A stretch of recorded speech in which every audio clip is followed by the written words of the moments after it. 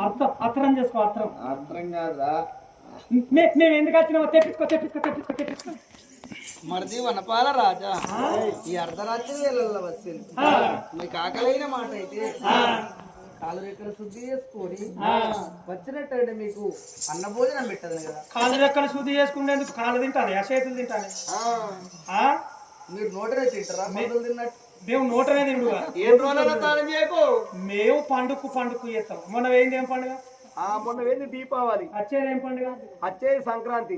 దీపావళి చేసినాం మళ్ళీ సంక్రాంతికి చేస్తాం వెనక వచ్చిన వాసన వచ్చేది మీ దగ్గర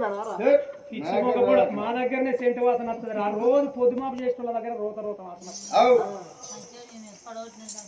వదినమ్మా వదినమ్మా మరిది వనపాల రాజా ఏమిటయ్యా అరే నువ్వు అడుగుతావని అడగాను నేను నువ్వే అడుగుగా ఆగింది తెలిసింది అదిలే ఇప్పుడు నువ్వు నిండు గర్భవతి నీ కడుపు లోపల కొడుకు బిడ్డును వాళ్ళు బయటికి వచ్చిన తర్వాత వాళ్ళని మేము ఏమని పిలవాలి అన్న కొడుకైన కన్న కొడుకుతోటి సమానం అన్న పిల్లలైన కన్న పిల్లలతోటి సమానము కొడుకు బిడ్డని మీరు పిలవచ్చునయ్యా పిలవచ్చునా అవును కదా వదినమ్మా ఒక్క మాట ఏమమ్మా ఓ వదినే సుగుణావతి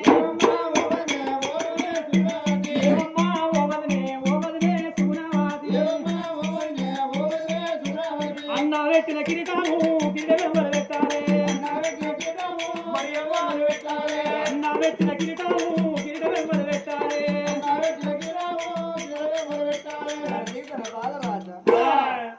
ఒక్క చిన్న మాటకు ఈ రాత్రి వచ్చి నన్ను అడగలేక మాట్లాడుతున్నారా స్వామి అన్న లేడు కాబట్టి అన్న పెట్టే ముత్యాల కిరీటం ఎవరు పెట్టుకోవాలి అన్నయ్యల రాజ్యం ఎవలేలని అడుగుతున్నారా మరిది నా కడుపు లోపల కొడుకు మొలకై ములిసి ఉన్నాడు ఇంకా 4 గడియలు గడిచిన తర్వాత నా కొడుకు పుట్టి పెరిగి పెద్దోడు వీరుడు ధీరుడు అయ్యేదాకా మీరు ఎన్నుకోండి మీరు ఆ కిరీటం పెట్టుకోండి స్వామి అన్న పెట్టిన కిరీటం మేము పెట్టుకోవచ్చా అన్న దొడిగిన అంగీలు ఎవరు దొడగచ్చు నా కొడుకు పుట్టి పెరిగి పెద్దోడు వీరుడు ధీరుడు అయ్యేదాకా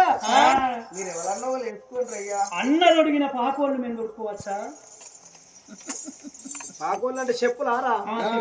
అవి మీకు వాడతాయిరా అవి బాగా పెద్ద ఉంటాయి కాదురా అరే మరి నరుకొని వేసుకుంటాం ఎవరు దిక్కోళ్ళు అది మీకు కాళ్ళకు పని చేయరా